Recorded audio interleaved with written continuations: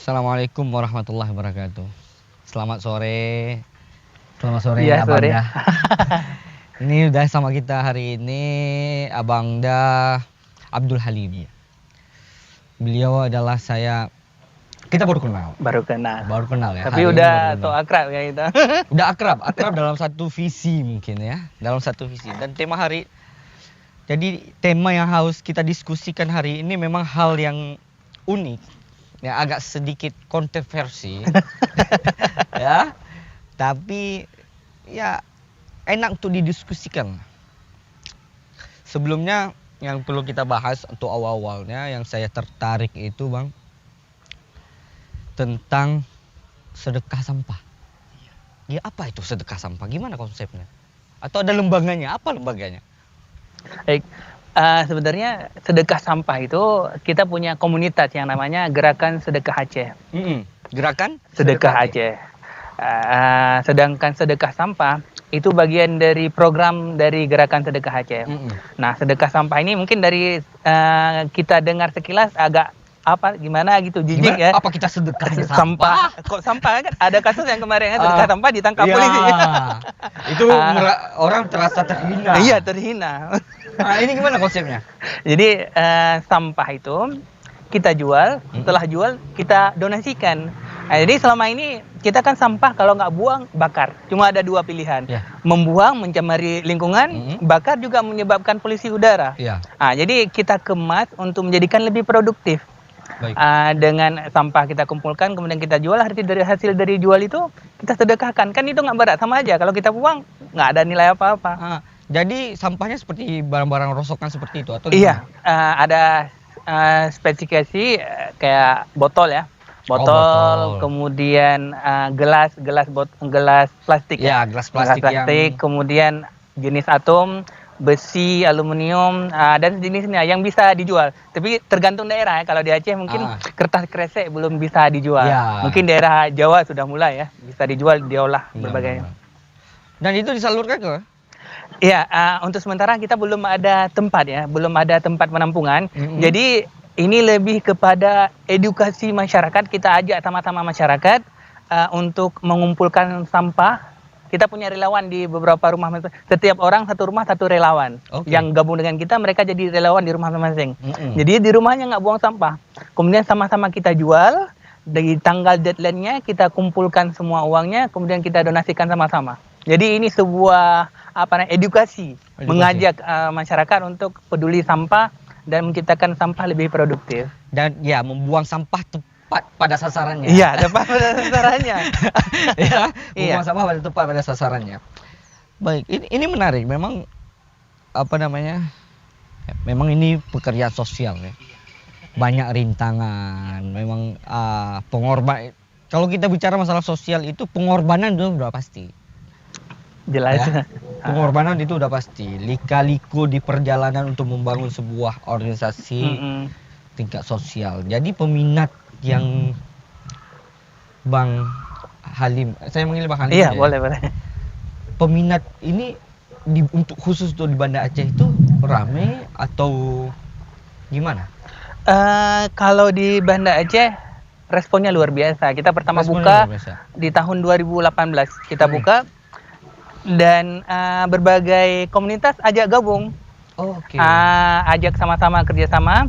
Kemudian juga kita pernah buka donasi sampah itu di Belang Padang. Jadi di Belang Padang kita buat satu stand. Masyarakat yang lewat kan tanya, ini gimana sedekah sampahnya? Kita jelaskan. Gimana sedekah sampahnya? Setelah kami jelaskan, dia ajak anak-anaknya semua untuk kumpul semua sampah di Belang Padang. Kemudian ditaruh di depan kita.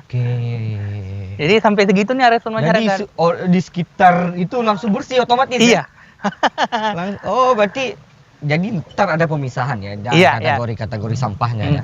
Nah, inilah yang menyebabkan donasi mungkin agak lebih banyak. Pertama kan masyarakat kasihnya campur ya. Kemudian kita sortir. Setelah sortir harganya lebih mahal. Jadi misalkan contohnya aqua gelas. Aqua gelas itu kalau kita jual masih ada labelnya di atas, itu harganya paling mahal 2.000. 2.000? 2.000 per kilo ya? Per kilo. Setelah kita bersihkan bisa capai harganya sampai 6.000. 6.000 per kilo? Iya. Nah, makanya itu tugas kita. Kita sortir, supaya harganya lebih mahal dan donasinya juga lebih banyak kan. Iya, benar. Jadi untuk masyarakat Banda Aceh harus perlu tahu ini Iya. kemana arah sampah mereka. Iya. Ya. Selama ini di Kota Banda Aceh salah satu permasalahannya adalah sampah. Sampah ya. Sampah. Memang ya. Dan Bang Halim dan teman-teman di komunitas ini memang sangat membantu mengurangi itu ya. Membantu untuk mengurangi sampah yang ada di Kota Banda Aceh. Kita coba ambil peran ya, apapun yang bisa Ya, kita memang lakukan. anak muda memang saat ini udah ada waktu ngopi dan ada waktu yang produktif. Iya, betul. Ya. Nggak selamanya ngopi kan. Ngopi ya silahkan, Ah. nggak ada yang melarang untuk ngopi, tapi produktif itu lebih penting. Betul. Lebih penting. Memang saya setuju, memang di channel saya ini saya ingin mengajak memang anak-anak muda untuk seperti Bang Halim dan teman-teman yang di komunitas. Mungkin saya satu tulisan. dari sekian orang lebih hebat lagi ya. Memang dan saya ingin ketemu semuanya. Insya Allah. Lembaga apapun dia. Dari bendera apapun dia. Terbuka. Saya terbuka itu semua dan saya ingin belajar banyak dari mereka. Termasuk Bang Halim sebelum kita mulai, kita udah ngobrol banyak. Iya. Ya, udah ngobrol banyak memang tentang komunitas ini, dan kita tahu bahwa di Aceh ini anak mudanya banyak sekali yang produktif, banyak sekali memang yang aktif, yang mengambil peran, bahkan di politik itu cukup banyak. Iya. Apalagi di sosial, ada yang peduli alam, ada salah satu misalnya teman yang saya dapat curhatan, dia cuma sendiri, dia kutip sampah, dia buang. Ya, makanya produktif itu nggak mesti banyak, apapun yang kita bisa lakukan. mulai. Iya, mulai action ya. Yang penting actionnya Actionnya. ada. Ya kan? Jangan hanya bermimpi punya ide, karena orang Banda Aceh ini, anak-anak muda Banda Aceh ini banyak yang memiliki ide-ide yang cemerlang, ide-ide yang baik, tapi mereka belum ada wadah kali ya, atau belum ada yang action. Iya. Bagaimana kalau Abang awalnya actionnya gimana ceritanya di komunitas ini untuk membangun awal-awal betul-betul komunitas ini? Mungkin saya terlahir komunitas ini karena kekecewaan juga ya. Maksudnya kayak gini, saya dulu pernah membangun. harus kecewa dulu Harus ya? kecewa dulu kan. Karena kan kita setelah kecewa kan, orang yang optimis setelah kecewa itu melahirkan ide-ide. Oke. Tapi kalau orang yang pesimis setelah kecewa itu kan drop. Oke. Makanya beda kita dengan mereka. Berarti kalau kecewa harus optimis. Harus optimis. Maka Bahkan kita keluar ide yang bagus. betul. Makanya kalau diputus satu cari yang lain kan. Ya, benar. Kalau benar. enggak kita kan terpaku dengan satu yang sudah diputus, nangis 24 jam di situ. Ya, kelamaan galaunya ya. Iya. Jadi saya pernah bangun dulu generasi pemuda Rabbani, Genpani. Oke. Jadi mungkin karena konsepnya yang saya masih belum terlalu dewasa waktu itu, masih awal-awal kuliah. Jadi saya bangun generasi pemuda Rabbani, mengajak masyarakat untuk sosialisasi ke sekolah-sekolah bahwa pacaran itu haram. Waktu itu. Pacaran itu. Kemudian setelah kita jalani, ya anggota banyak, tapi yang actionnya sedikit. Oke. Akhirnya karena kekecewaan itu saya mencoba untuk bangun sendiri. Bangun sendiri. Bangunlah gerakan sedekah Aceh yang memanfaatkan warganet ya. Saya melihat follower di Facebook, kalau dulu masih ngetren Facebook, belum Instagram ya. Di Facebook ada sekitar 2000-an. Saya pikir kenapa nggak saya manfaatkan mereka? Lebih produktif dan hal yang kecil bisa jadi lebih besar. Makanya saya buat gerakan sedekah 10.000 sebulan. Per orang. Itu khusus untuk umum atau ya, untuk umum. Untuk umum. Nah, dari situ kita pertama, bahkan saya kaget, bisa mengumpulkan dana dengan jumlah 8 jutaan ya. 8 jutaan itu pertama bangun. Dan kita pas ada momen, ada salah satu pesantren di Aceh Besar yang terbakar, kita sumbangkan semen langsung 60 sak dan lain sebagainya. Langsung ada hasil ya? Ya, langsung ada hasil. Dan saya berpikir langsung, ternyata banyak orang baik. Oh, banyak orang. Cuma kita pesimis saja. Kita pesimis. Dan kadang-kadang orang baik itu tidak mau untuk dilihat oleh banyak orang. Iya. Kebaikan kan, orang-orang baik ini di Banda Aceh ini banyak orang baik itu menutup diri. Karena takut pertama tidak ingin terlihat. Ya. Kemudian yang kedua, takut tidak sama pemikiran dia Ya, dengan orang lain. Benar, takut ditentang, Ditentang. tidak diterima oleh masyarakat Padahal dia setempat. punya ide yang cemerlang. Benar, saya jadi setuju. seperti itu. Bang, diminum aja bang. Iya. Jangan, kita kan santai, kopi sore. Ya. Jadi untuk sedekah ini yang perlu kita pelajari adalah bukan dari hal yang besar. Iya, betul. Ya, 10.000. 10.000. 10.000 udah bisa mulai, udah itu rutin. Setiap bulannya. Setiap bulannya 10.000. Setiap bulannya 10.000. Dan itu ringan sebenarnya. Ringan sebenarnya. Tapi ketika sudah jamaah rame-rame 10.000 ada sekian orang, udah sekian, udah besar. Hasilnya sekarang itu masuk bagi member atau gimana sih? Iya. Sebagai hampir anggota sama member? Ya, seperti member ya. Tapi member. kita nggak wajibkan. Kalau Tidak member wajib. kan ada konsekuensi. Kita ini ada grup, jadi di situ orang bebas bersedekah.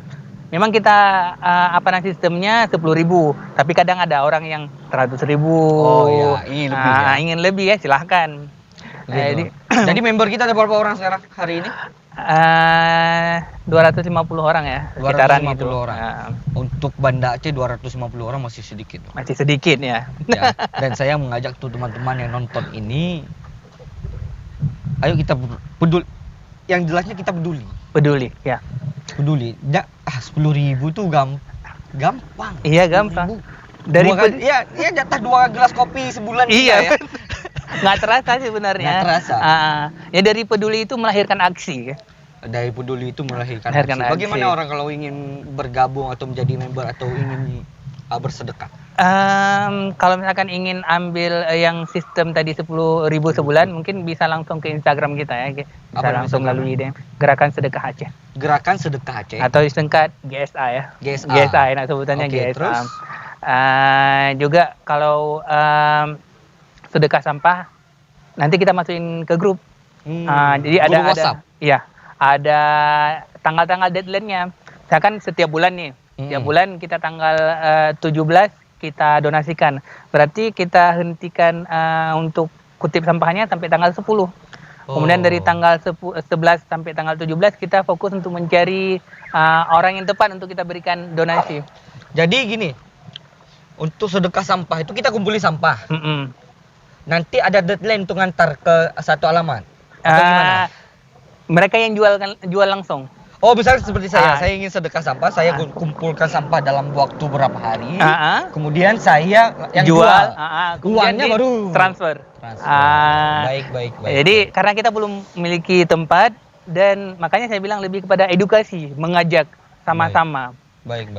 Jadi semuanya itu perannya kita kerjasama. Iya, kerjasama. Kerjasama yang baik untuk membantu orang-orang yang menerima ini. Iya, dan kita update setiap masuk, langsung kita updatekan di grup. Jadi terbuka sekali. Misalkan ada yang transfer, konfirmasi ada masuk 100.000. Kita umumkan langsung dalam menit itu bahwa sudah masuk dari hamba Allah sekian. Langsung update berapa yang masuk. Gitu. Dalam grup ya. Jadi transparansi itu juga ada. Iya. Pastinya kita kan menjaga kepercayaan. Dan ini menariknya kita berikan untuk pemulung. Untuk pemulung. Berarti hasilnya dari pemulung. Iya. Untuk pemulung ya. Sebenarnya kita kan udah ambil hak mereka. Sampah kan punya mereka. Benar. Kita ambil hak mereka. Jadi kita berikan yang lebih layak. Bukan kita ambil sebenarnya. Bukan kita ambil ya. Jadi kita membantu menjual punya mereka ya. Benar. Kita berikan pun dalam bentuk modal usaha. Dalam bentuk modal. Gimana tuh? Modal usaha. Jadi nanti kita survei ya. Kita survei pemulung-pemulung di Banda Aceh yang kira-kira layak, dan kita melihat dia punya skill apa dan keinginannya seperti apa. Ada orang yang kadang sudah punya skill dan keinginan, sudah ada keinginan bisnisnya pengen buat yang seperti ini dan lain sebagainya. Jadi kita tampung. Kalau misalkan mungkin dalam skala besar kita nggak mampu, hanya sebatas yang donasi yang kita punya. Mungkin kalau untuk orang-orang dewasa bisa kita kasih gerobak, tapi kalau misalkan orang-orang tua kan kita tanyakan lagi. Makanya harus sesuai skill dengan keinginan mereka. Ada orang tua kita paksakan gerobak, kan nggak mungkin. Mungkin dia pengen duduk, pengen peliharain bebek. Kita berikan itu ya. Jadi produktif ya, sumbangannya itu tidak kasih putus, tapi ada berkelanjutan ya. Ya, harapannya mereka bisa memenuhi kebutuhan dari yang kita berikan itu. Benar, Bukan benar. hanya sekali kita berikan langsung habis. Jadi juga itu kita kita pantau. Ada pengawasannya Ada juga? pengawasannya juga. Jadi bukan diawasi ini nggak boleh kemana, Oh, enggak. iya. Maksudnya bimbingan. Bimbingan. Ah, Sorry. Bimbingan. Bimbingan Ada kita bimbingan. kita kemudian kita promosikan juga melalui Hmm. media Instagram ya. Kita Instagram. mainnya Instagram dan Facebook. Kita promosikan untuk rame-rame membeli punya mereka. Ini luar seperti itu. biasa loh. Sedekah ini bukan sedekah satu hari, tapi dia berkelanjutan. Ya, harapannya seperti Efeknya itu. itu kalau dia berkembang dalam bisnis itu kan setiap hari dia merasakan sedekah. Iya.